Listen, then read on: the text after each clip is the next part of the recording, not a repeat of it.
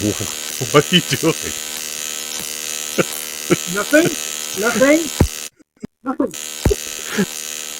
Nothing. Screw the Transformers. The best toys were at the bottom of the toy box. Grab your nuts and bolts and join us as we discuss the best toys of the 70s, 80s, and 90s. I'm Screwhead. Oh, and I'm Avon Fox. Welcome. Tonight we're talking about the Zybots.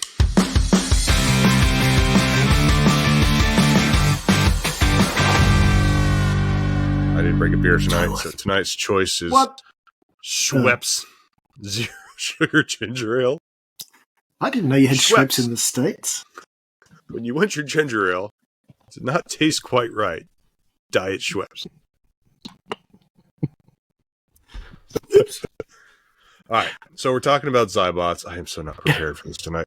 No, I'm not prepared for this at all. This is going to be super loose. Sorry, everyone.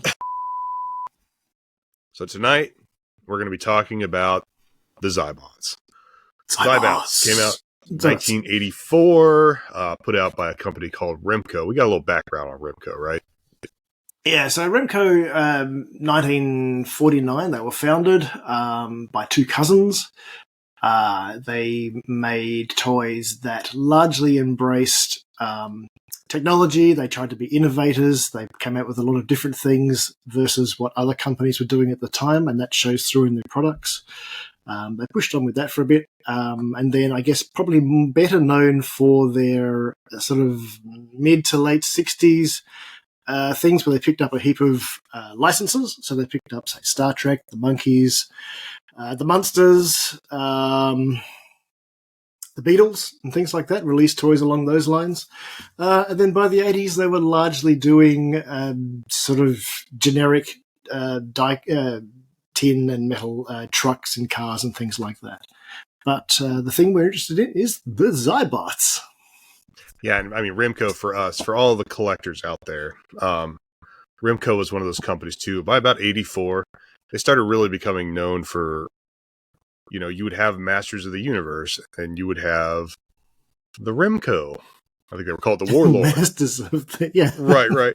And they weren't Masters of the Universe, but they played well with, you know, so Rimco was one of those companies that they were always ready to jump on the bandwagon for the next hot toy that was coming out, and they were always willing to have their own version of it. I mean, they had wrestlers, they had Masters of the Universe knockoffs, they had Godzilla, and all these other kinds of crazy things that they did. But the one that we're talking about tonight is their attempt at mode-changing robots, which was the Zybots. What's great about the Zybots, and we'll go into it a little bit as we're talking, but what's great about the Zybots is that Rimco was an American company. Yes. They did not import toys. They did not franchise. They did not license. That's the word. They did not license toys from anywhere else. They just made their own toys.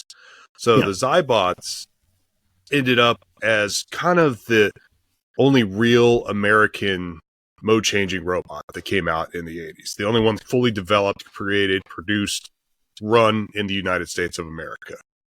Yeah, I'm sure there's probably an example somewhere, but yeah, anyone that had a toy line, yeah, definitely. Yeah. So, I mean, they kind of got to a different spirit, a different look, a different feel than any of the other mode-changing robots that were out on the market at that time, and that's kind of why I think they're beloved amongst collectors. At least like the three of us that actually collect Zybots. And you've hit the nail on the head with them being American, and I'm going to go with that theme and say I'm sorry, I'm playing with one here. The styling of them definitely after the first run of 8 or so very much harked back to 1950s, 1960s boxy robot style. So you have very angular features. You look at almost anything that came out of Japan from Takara or Bandai at the time that was being mass imported into the States, and they have a very samurai look. I mean, if you look at characters like Soundwave, you look at characters like Megatron, they have samurai-like helmets. They don't need helmets, but it's their head. And then it comes down with the side face guards and so on. They are really styled on samurai-like characters. Whereas Remco just went, nope, we liked the beep boop robots from the 1960s. We're going to go with that. Transformers went, and Zybots definitely went beep boop bop bop boop. Beep, boop, They bop, went, boop. oh god, it hurts. Oh god, my back. Oh. So to start the back history on the Zybots, right? So Gobots had come out, Transformers were on the market, and Rimco needed to catch up. They needed to do something to compete. So out comes the very first advertisement for the Zybots, the Rimco Zybots. So the 80s, when toys were made in the 80s, a lot of times they would do a kit bash. I mean, famously Star Wars did it with the Fisher-Price people, where they cut up a bunch of Fisher-Price people, made the Star Wars characters, sold them to George Lucas. Rimco clearly did the same thing for their first run of the advertisements. If you look at them, and we'll put them up on the screen, obviously, but it is very apparent that they essentially got a hold of a bunch of Gobots, cut the crap out of them, slapped some Play-Doh on them, did not change the transformations on them hardly at all, and then painted them different colors, and they came out with the Zybots. So, 16 fighter plane, I think we worked out was Dive. And actually, I was iffy on your thoughts on that until I looked at it more last night, and his chest piece on the prototype looks like Dive's chest just upside down. Yes, it is. Pretty much. It's got the screw hole. It's got the hole where the Dive's wheel would have been. Yeah. It didn't make it to the final, but it's... No. But the kit bash is kit bash. And I'd love to see the Porsche sports car is probably spoiler. Probably. I think, if you look at the photograph, just to cycle back a little bit, right. The very first run of Zybots, they have photograph cards. And then they moved on to character art cards. And the very first cards have the photographs, good photographs of the prototypes. And I'm pretty sure that Torque, the blue obligatory sports car, was probably just a car that they had, and they just cut it up and put a robot under it. It looks a lot like it. It's possible. It really does. The car in the picture clearly doesn't transform. It stands next to the robot. Clearly does not transform at all. So I imagine they just got... I mean, look, I don't think that's such a bad approach. I think I've said this in a previous one. I think, if you've already got a mold, why not use it? So Series 1 was... Which ones were part of Series 1? What was the original wave? Original. So Torque, the blue sports car, which, seriously, this look like a Matchbox scale car until you turn it over. Yep. Torque, Explorer, wherever you are, Explorer, which is the camper, Earthbreaker, and I haven't got a track in front of me, but the Prime Mover. Then after that, you've got RPM2, which is the motorcycle, the jet, the wrecker, hot stuff, the fire engine, the black version of this dude, which is pickup, and the helicopter. And largely, apart from Mark 1, the jet, they look like something they've started to get into their own swing of things and stopped copying everyone else. Yes, very much so. I agree with that completely. I mean, clearly, after the first, I think, 7 that they have in that picture, which were hacked up, Gobots. After that, they started making their own stuff. I think 100%. So. Yeah. So we had the original wave, which was... I just love the names too, right? I mean, they had a truck. They're like, pickup. Yeah. Pickup. Yeah. Chopper. Yeah. Helicopter. Yeah. Right. Chopper. Yeah. Admittedly, converters did the same thing. They called their chopper. Right. How many choppers do you think there actually have been in the world of mode changing robot? 2. 2. So what came next? I mean, so they had round 1, the Zybots, changeable robots. They were advanced changeable robots. Then they were changeable robots. New changeable robots came out, and they were basically a rehash of what they'd done for the first series, up until Chopper, Son of Chopper, Revenge of Chopper. And then they chucked in a whole heap of new characters. So basically there were recolors. We think, because this line has been a nightmare to collect, and we'll go into that later on. There's at least 2 color schemes for most of them, apart from Track, where it looks like they just did a sticker swap. Penetrator has a different sticker and a very slight paint app, but all of the others seem to have at least 2 complete color changes. And His name is Penetrator. no. It's not even a college nickname, and he's got this significant protuberance on top. But they just did a recolor. There's Settle. Because it's two things. It's a maybe an inappropriate word, but he's also a traitor, right? So he's like the penetrator, right? Oh, I see. Yeah. It's not how you spell traitor, but yeah, sure. It doesn't matter. Yes, they did recolors of most of them, and then they released a hope of new ones. How many was there? 1, 2, 3, 4, 5, 6, 7, 8. 8 new figures, like the Snowcat I held up before.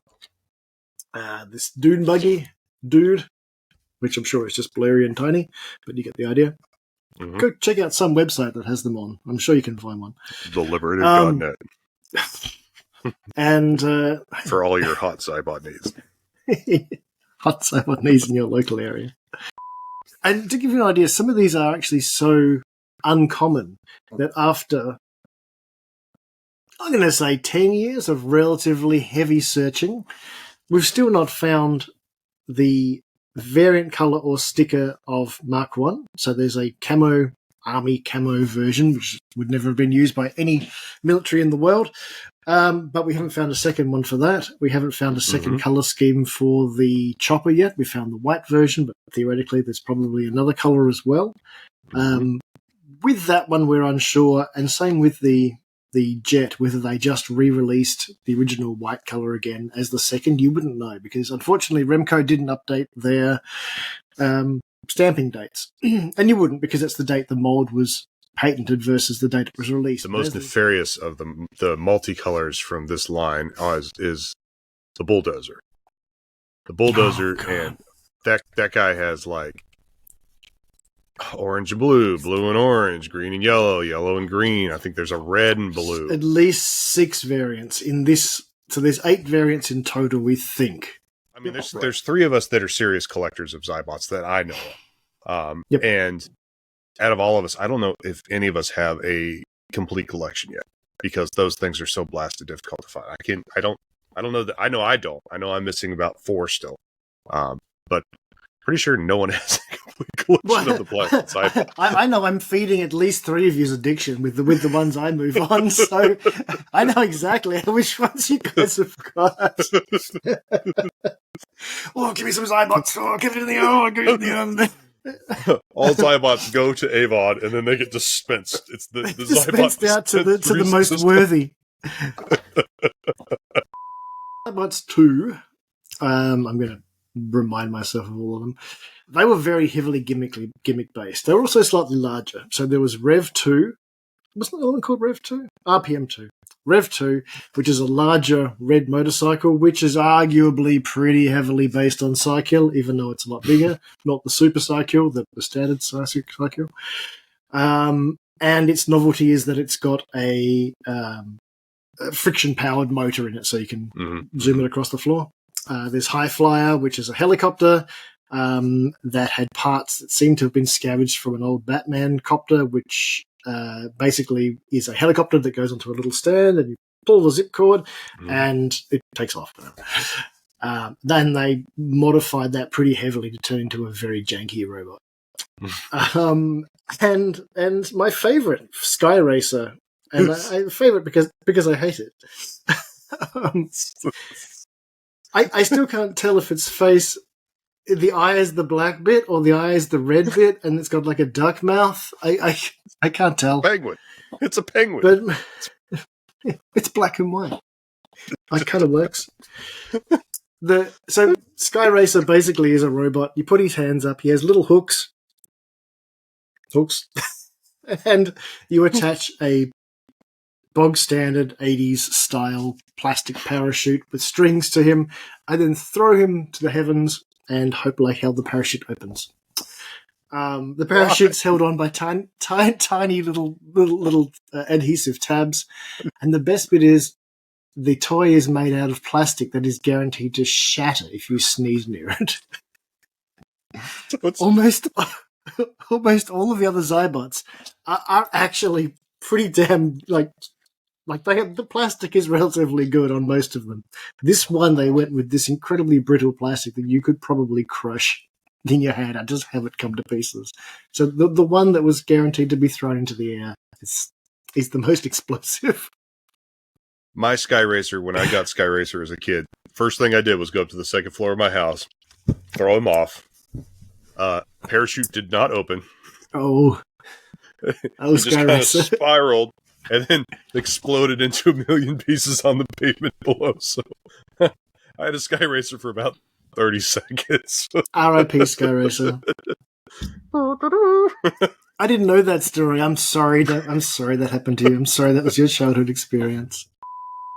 That part, and every toy line in the 80s had to do they had to do the regular size robots, and then they had to do that the kids could play with. Some sort of gun or some sort of thing. Zybots 3. Right. So the next lineup was Zybots 3. Yeah. So Zybots 3 was all of 2 figures. Mm-hmm. There was the Splash Robo and Uzi Water Gun, which I don't really think actually had a name. There's one up here. There's a blue variant for Splash Robo up there. It's usually grey. It came out in Italy. I think GIG released it, but I could be wrong on that. I need to look that up. It came out. It's one of the few figures that actually came out in other countries. And Zybots were released in Germany, something I've only recently found out. And they came out in Canada because, you guys filled up with them, so you had to stick them across the border, and Mexico went, hell no! And the Uzi water gun, which I haven't seen anywhere else, but probably came to Canada, I imagine. But that is made of the same brittle plastic as Sky Racer, and very likely why you never see one. Yeah, there's a few of them that are extremely rare. Uzi, we've only seen one in box, and it's sitting in my collection. But just weird flex. I have seen another one, but it was missing parts, but not in box. Yeah, it is incredibly brittle, and an adult hand would crush it. It's unfortunate, at least bits of it, especially in robot mode. But it's goofy.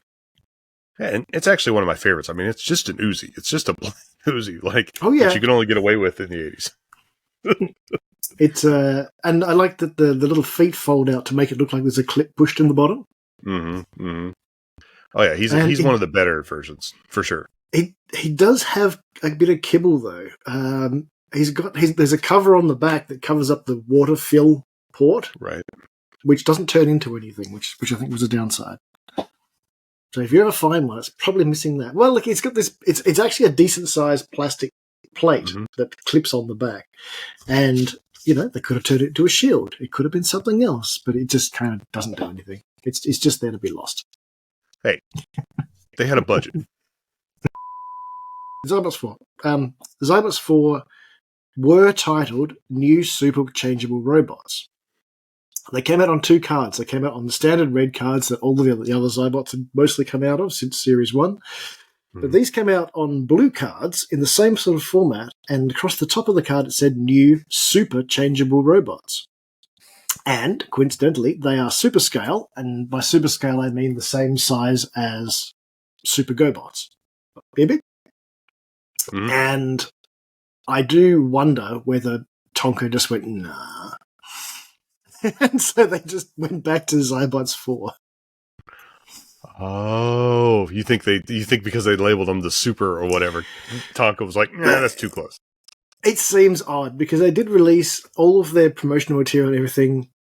I've not seen anything to do with the super scale apart from that one retailer ad. It didn't come out marketed onto retail shelves. That one retailer ad that shows them as super scale on these blue cards, of which we found one. And it was in Canada. And that's it. The rest of them all went back to the red cards. There's no mention of super scale. They're just called Zybots 4. So I do wonder if there was a bit of, nah. Well, that's interesting. Because I would love to actually do just a quick 5-10 minute show someday about the investigation that Gobots or the Tonka performed on the market to find all of the bootleg Gobots that were out there. And I wonder if part of the sweep they came across these and they were like, no, because they really cracked down on people.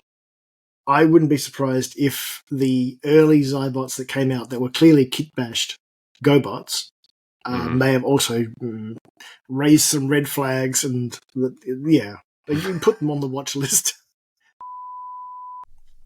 So the three Zybots 4, they were Poseidon, Sky Attacker, and Transporter 16. Why is it? And what's that number for? And I know someone's staring at the screen, screaming at us, saying, "Oh, it's the 16th launch that NASA did, or something like that." Anyway, I don't think we'll ever know unless someone pipes up and says, "I worked for Remco. I know exactly what happened." Then we won't believe you anyway. One of our 42 followers worked for Rimco. By the way, thank you to our 42 followers. Yes. Thank you for putting up with our nonsense. Without you, I wouldn't get up. But we have Sky Attacker's got the best face. I mean, I swear that he looks just like Rattleballs from Adventure Time, and that's a deep cut. But it's a deep cut. It's a deep cut, but if you've ever seen Adventure Times, it was heavily inspired, I think, by Zybots. It's like the same face. And there was a camo version of them that were we don't know where that came from. Yeah, so there's the camo version, and I do suspect that may have been on the blue card. No proof of that, but it kind of lines up with the rarity where it was found, also found in Canada. And there's the black version, which is on that same promotional retailer catalogue. This is a natural thing.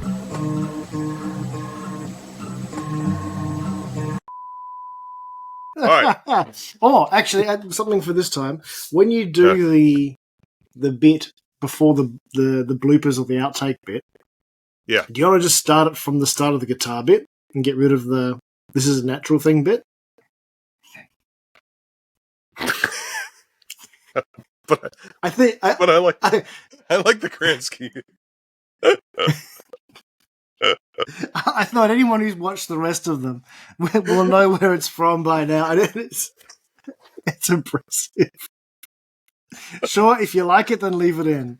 I thought it would just be interesting to have this weird little dude bouncing up and down, and that was it, with no justification for it. I can do that too. No, I literally just had that in there until it annoyed you. That was my whole logic with why I put that in there. All right, no. I actually.